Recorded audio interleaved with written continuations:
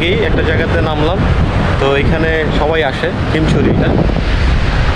চমৎকার না? মানে মেরিন ড্রাইভে আসলে আসলে এই জায়গাটাতে নেমে একটু এই ভিউটা নেওয়া উচিত সবার।